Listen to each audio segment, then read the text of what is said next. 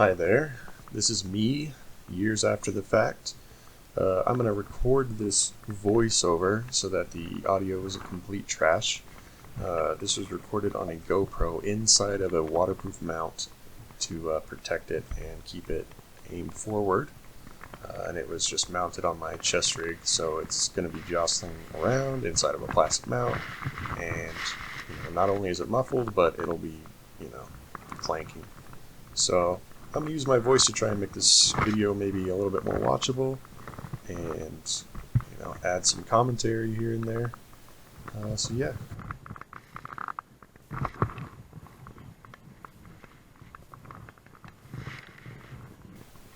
So this is our little apartment. That's my AK on the wall and my Mosin Nagant with the burlap around the barrel. It's a World War II Mosin that Argesh gave me. Thank you. So I'm taking that rifle and the AK with 6 mags into the city. Our apartment is like 10 or 15 minutes walk from the front line, depending on which spot you go to and how much crap you have to climb over. But this is us getting ready. Us, being tired in the morning. Living off of ramen noodles and whatever else, just being tired.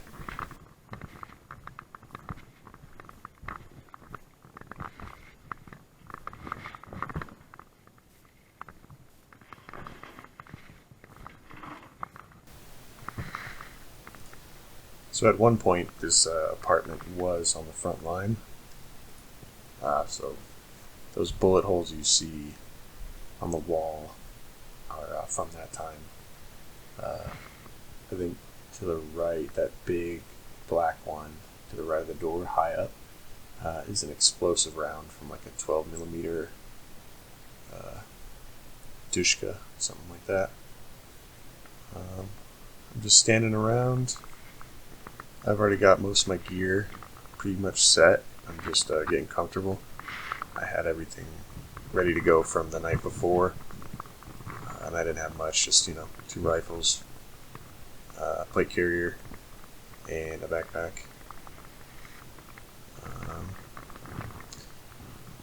There's me slinging my Mosin Nagant. That weird baby stuff was there when we got here, and one of the Kurdish guys decided to put it up on the wall, along with the painting, and the chandelier was there. But this room has been pretty well hit by, I believe, an air-to-ground missile from like a helicopter. So there's like a hole in the roof that just blew out the wall. Could have been a mortar, maybe, but it's so precise, and it's in like every corner of the building that it makes me think it was a helicopter or a drone or something like that. Yep. Gonna speed up here to get past my fiddling.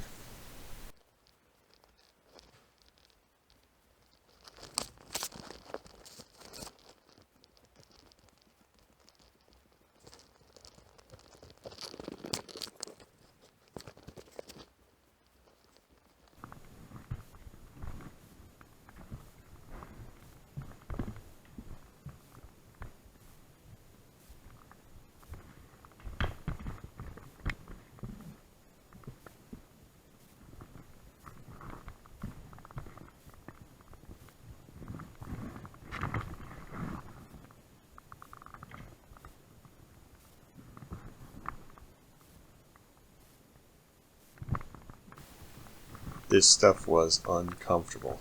So on my neck is like, I've got this fighting shirt, which is like a t-shirt, like a crew neck. And then on top of that is my plate carrier, which was like a crappy $100 Condor plate carrier with no padding. And it's got like plates and mags in it, so they're heavy nylon straps pushing that crew neck into my neck. And then I've got a rifle slung on a stupid elastic sling for the AK. I dropped that later because that sucked. And then on top of that, I've got this sling for the Mosin to deal with, and then I think I put on a backpack on this. I could be wrong. I'll tell you whether or not I do. And then, yeah, that luckily the sling that is on the Mosin was custom made, I think, by Argesh to split in two, so you can wear the Mosin like a backpack, which most of the time was pretty clutch. There's a M16 with a suppressor on it, which is Robin's. Some Gucci shit that I never got. But, you know, the M16 can't go through walls, so that sucked. So I really liked having a Mosin just to be able to hit stuff that, you know, we might not be able to get to otherwise. And then those gloves with the cutout fingers, oh yeah, were super cool. Unfortunately, yeah, I'm not sure how much good these gloves did versus just rocking no gloves. I actually cut my hand on the finger part on a metal door right where I cut it, so I felt pretty dumb. I'm wearing goggles on my head that I like made a cover for out of an old sock, thinking, you know, in a dust storm or, you know, in a firefight, I'm going to want these goggles, and I've never used them once. So this is like the one and only mission where I take them out on my head. I think I put them in my backpack before, but I should have just bought glasses, just buy freaking safety glasses, like some Oakley's or something, even though they're too expensive. They're a way better choice. Shooting glasses rather than goggles. Goggles are fucking useless. There's Robin, just waiting around. We're waiting for the boys to get all their stuff. Waiting on Jac, who we saw like very little of at the very beginning of this video, but he makes an appearance here. So there he is. You know, very important business to do, brushing his teeth or something. Now he's got to put his rack on, get his rifle, all that. I'm just chilling out, sitting on a lawn chair, waiting for everyone else. There's flies all up in my face as usual. That's what that veil is for. Like it's a sniper veil, so it's kind of camouflage, but the key was keeping flies out of my face. Yeah.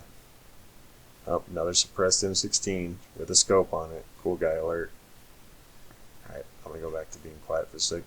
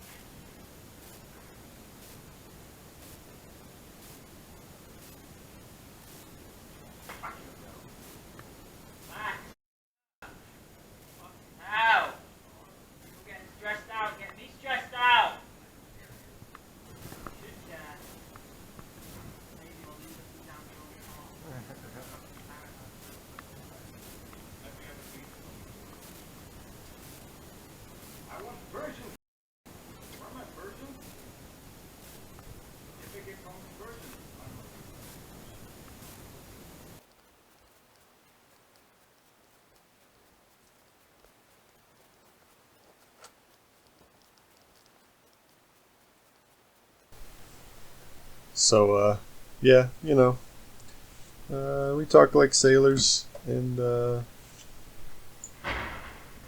that was an explosion. When you're out here doing this sort of stuff, you know, no one really matters except for, you know, the people next to you who can understand your language, so we'll just say whatever. In fact, it becomes like, how extreme can you be? So let's just talk like, you know, whatever. I don't need to make excuses for that. Here's fucking Farmer Tan Argesh. Look at that arm. He's got the AKMS folding, and the Dragunov on the back, with the freaking hexagon whatever pants.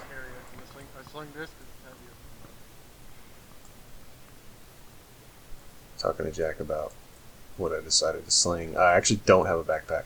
I remembered I pulled from my water bladder, and that means I put it on the back of my plate carrier. And the reason I put my water bladder on the back of my plate carrier is because I didn't have back plates. So to even out the front plate and the magazines, I put water in there. Check the chamber. Should be empty, I think.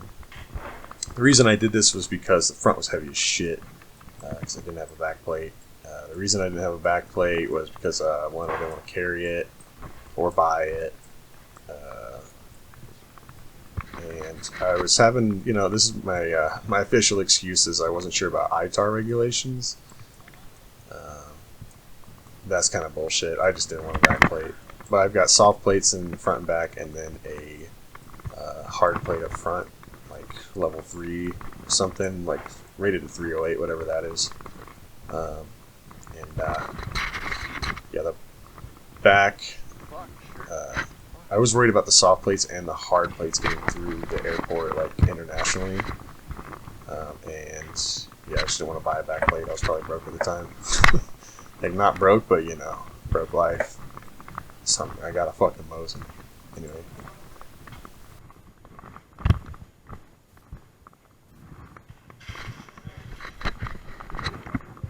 Fuck, we gotta go, motherfuckers.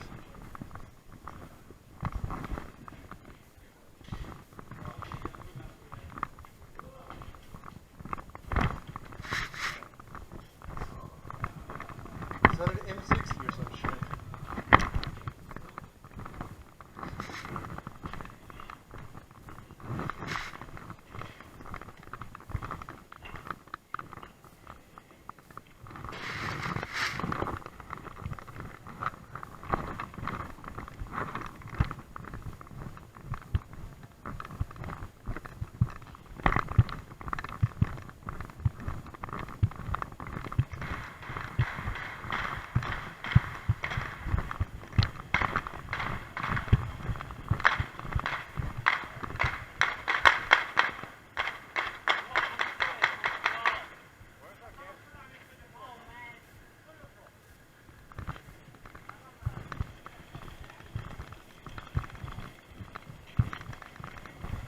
So those bullets you heard are like overhead, probably like, I don't know, 10 meters, 30 feet, something like that.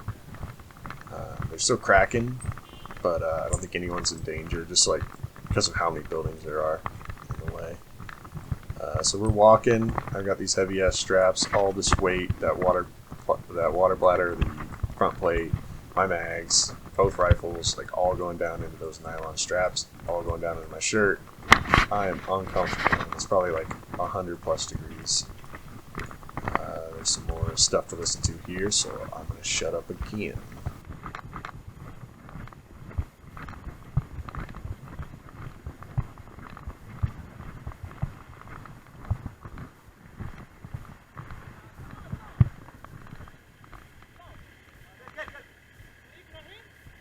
I don't speak Arabic. Let's go where? We're going this way. What the fuck are you doing?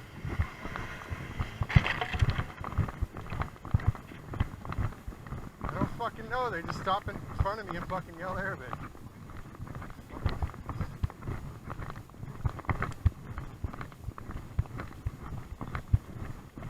Didn't speak Arabic yesterday. I don't speak it fucking today. And every day that you come up to me and ask me questions, I don't know. So yeah, that driver was Alibaba. That's what he called himself because he used to steal all our shit. He used to steal drinks from us because we would like have the best, we had like a fridge and everything. We were living the high life. He called himself Alibaba. But he was probably being silly, maybe even being nice, and I was just like, being a sad boy, being mad about life. It's all the bug bites and, I don't know, my itchy balls or something. But this is the highway crossing right here, where we try not to get shot.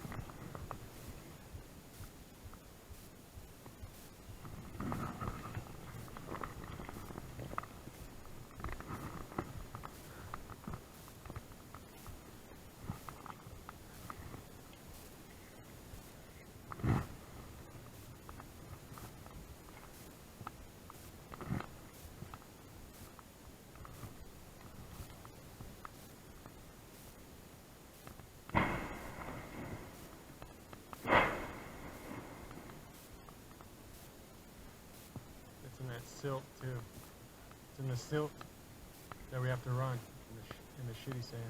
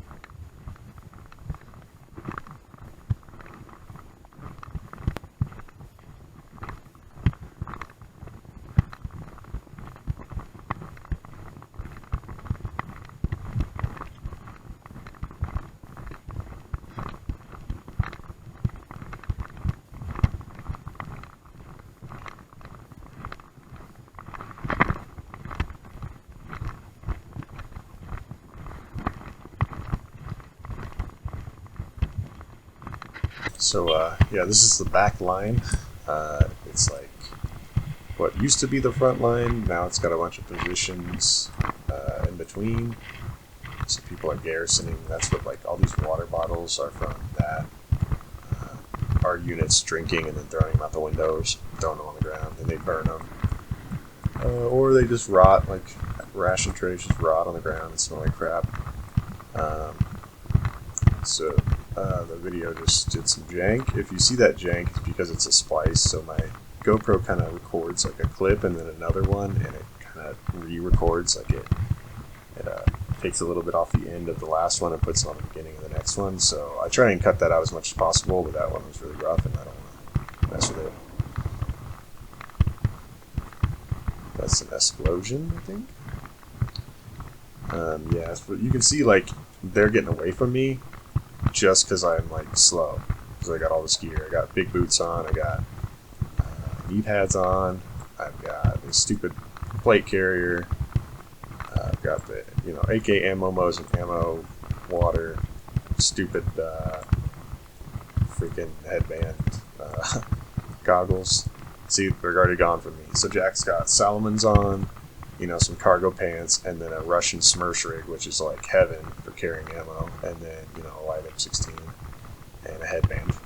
And, Robin's got a little more than that. He's got a backpack on and a rifle, but they're both carrying one rifle. We're carrying two, me and Argesh. I'll explain a little bit here about this. This is a garrison. What we call Nocta. Nocta means like point. Oh, there. I explain it.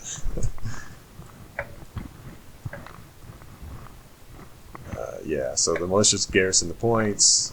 The YPG kind of does the most of the pushing. Those militias like FSA, those are the guys with the machine gun that you saw earlier. Those were FSA, which are allied at the time with SDF. It's all weird and complex, and I don't know how it works because we have sections where there's like Assad's troops, and then sections where it's like FSA who are both at war with each other, but you know, over here they're not allowed to fight each other, that sort of thing. There's a big ass armored vehicle right there. The Guardian, I think, with a Tishka on top of it. I'm gonna shut up. I put in a bunch of annotations here, so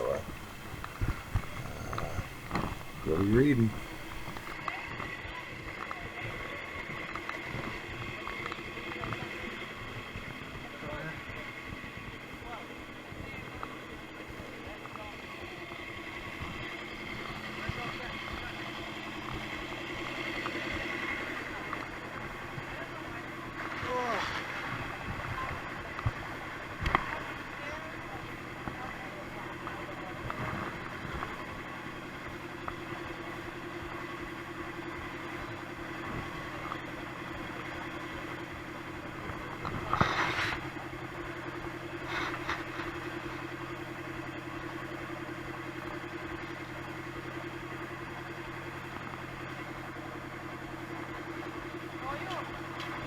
Tired.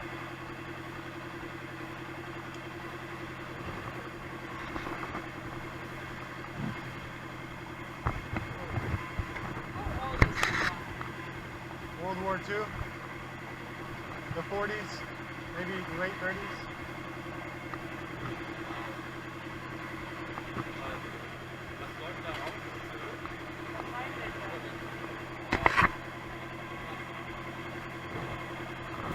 So Gion's kind of a badass. Her name means life in Kurdish. She's not actually Kurdish, but speaking German there with Robin. She runs the medical unit. She speaks Kurdish, and she's super badass. She took in Alejandro, which was my boy from my first squad. We actually went to Syria together and walked. You have more color? Huh? You used all the color or? Yeah. We only had like a quarter of a can. Yeah, but she took in a bunch of guys and started doing medical work. Without her, there was like no Seems to work. medics on the front line. Coffee camo. Yeah, medical tape and coffee on a Mosin. Makes it camouflage, thanks Argesh. Who did that? But yeah, so normally they would just drive people back to the hospital, which is like a mile, 2 miles out, and they just die in the car, bleeding out. What? Sure. Oh, thank you. But, you know, she worked tirelessly, like day in, day out, every freaking day, multiple points along the front line, catching, you know, we might have 3 to 4 casualties a day, and without her, none of them would get treated until the hospital, so she's badass.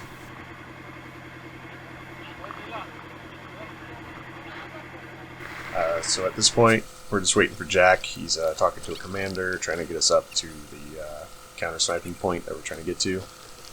Other than that, we're burning daylight. It's getting hotter every hour. I don't want to be here. I don't want to sit here.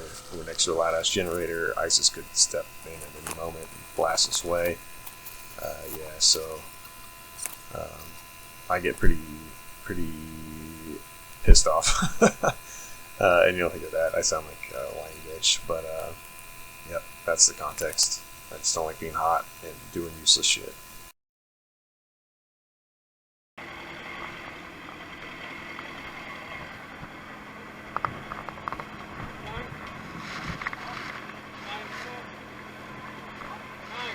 I think so. It looks like one.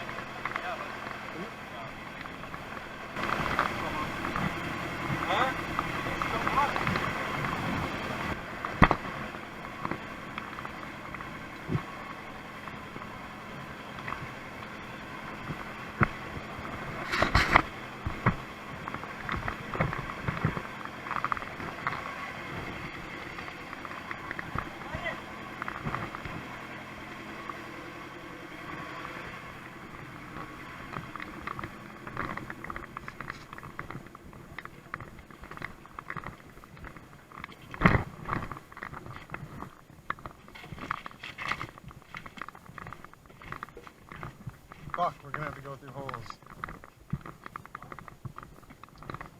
gonna have to go through holes, and that's gonna fuck me up. God damn it.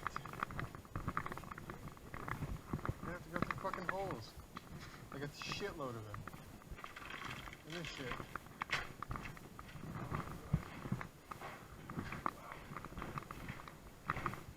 It's just the first one. There's probably gonna be 20 more of these motherfuckers.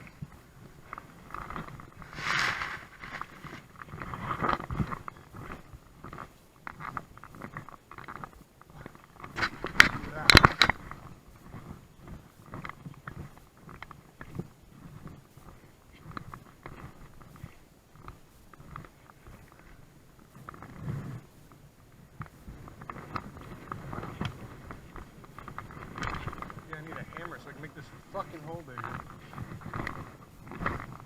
Carry actual weapons there. Yeah, there's me complaining. Just bitching about how the Kurds would make like the smallest freaking hole and then be like, oh, that's good. And it's like, I'm trying to fight a war. We need to move heavy shit through this. When you're carrying more than one magazine in a scarf, it gets pretty difficult. Now we're going upstairs. This is a big ass building. We're going to like the 5th floor or something to talk to this commander, which I'm convinced is useless because like he just wants to have chai and like talk about, I don't know, girls or something. I don't know who this commander is, what we're doing, anything. Jac's job is to like talk to all the commanders and get us up front, which, kudos, thanks for that. But I hated it. And, I couldn't speak Kurdish, so I'm just there sitting, twiddling my thumbs, getting hot. Here we are. There's the room. I don't want to go in. I'm hoping it'll end soon. I decided to sit on the stairs thinking, I'll protest out here. That doesn't really work out for me. So it becomes like, alright, take your shoes off, go in the room. Which for me is less fun than for others. Like Argesh got his freaking bowling shoes on right there. This is in country Metcaps. You go right back down these stairs, it's gonna be fucking hilarious. Yeah, I'm complaining. Alright, I'm gonna quiet. Actually, no, I'm not. So Jac calls me from the room, says, hey, get your ass in here. Okay, here we go. I'm trying to take off all my shoes and do all this. Meanwhile, it's like noon right now. 2 gets hotter than noon. We still have to go out and fight. Who knows how long that's going to take, and then we got to walk back home. So I'm trying to conserve energy, and they seem to be wasting it. Just the overall bureaucracy. So I'm mad, and I'm not the only one. You'll see some personalities in here too.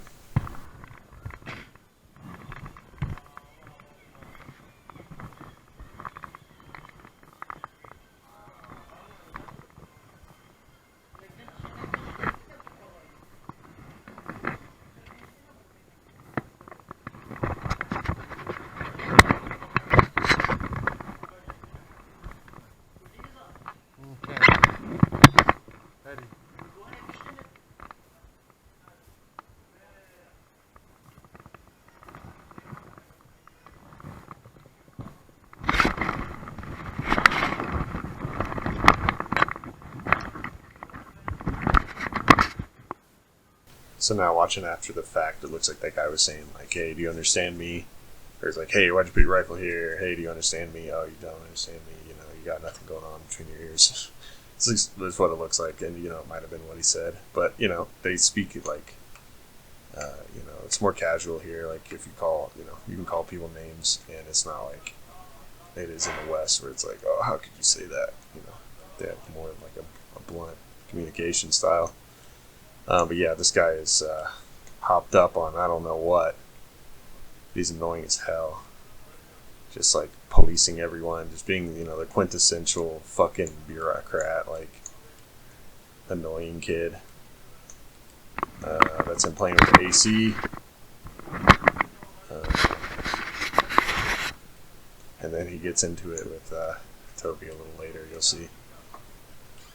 I thought I'd document myself, get some good selfies out of it. That's Commander with his buddy, holding pinkies, touching feet. Hanging out in the hot ass room. Robin wants to go upstairs. That guy's like, hey, why is he going upstairs? Hey, tell him not to go upstairs. Why is he going upstairs? Can you come up and come here to this AC while I go annoy him? Hey, he's annoying me. Yeah. So there's snipers upstairs. Toby wants to look. The guy's like, no, it's dangerous. Toby's like, I know that. And then he comes back. And you get to witness that. It's fun.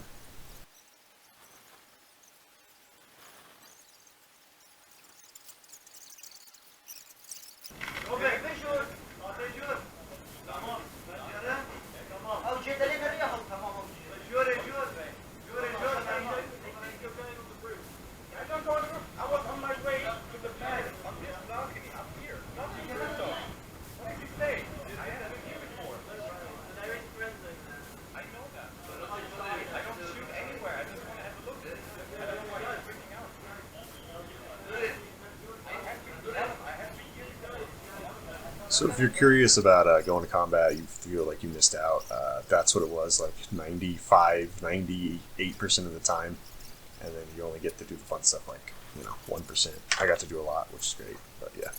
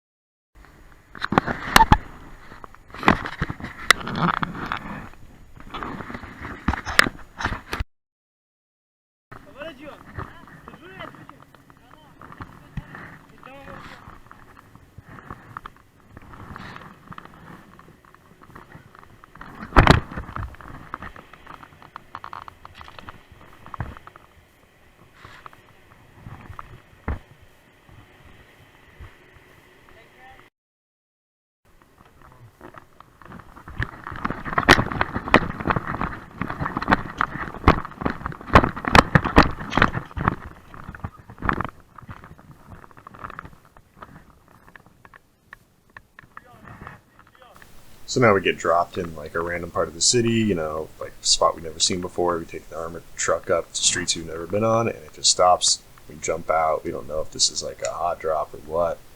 I want to get behind a wall, so I'm glad I did. I can like adjust my shit here. I don't want to stand next to a truck that could get blown up any second. But now we have to worry about mines. Like some of this might be freshly cleared, like 1 or 2 days, so there's mines all over it probably. Our guy takes his safety off. He's got his red dot too. Didn't know that at the time. Actually, was at the store when we bought that red dot. That was my buddy. I'm not gonna say his name. That was my buddy's red dot, and he traded it to Argesh. And I got to shoot Argesh's gun in full auto with a bipod and that red dot later, and it was goddamn sexy. Now there's me flagging Argesh with the Mosin.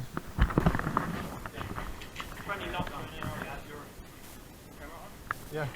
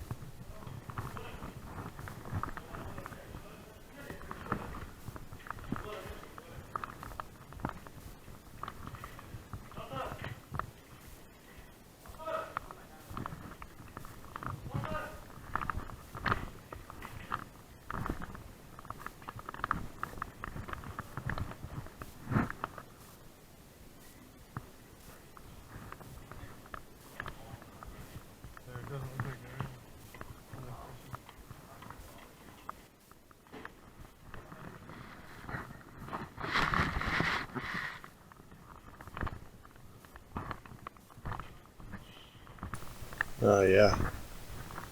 This position was pretty clean, pretty well built, got tons of holes in it, and that just screamed like this is an ISIS position. So, you know, probably a couple weeks before this, maybe a few days, this was taken from ISIS and we just started using it, putting guys in it.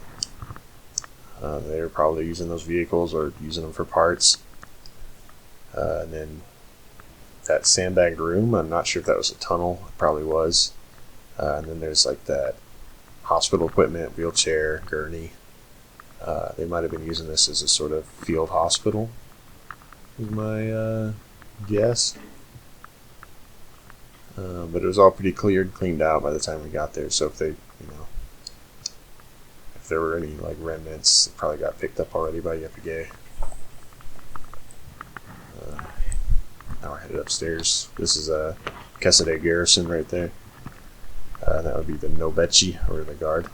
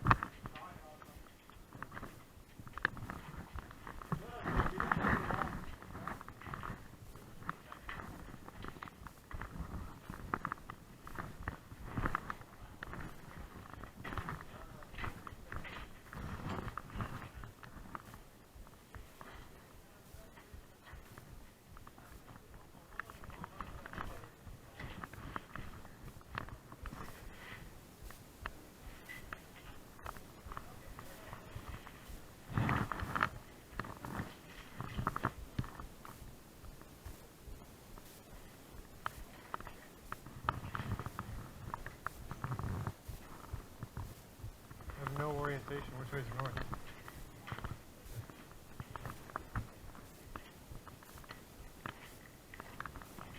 Put this shit down.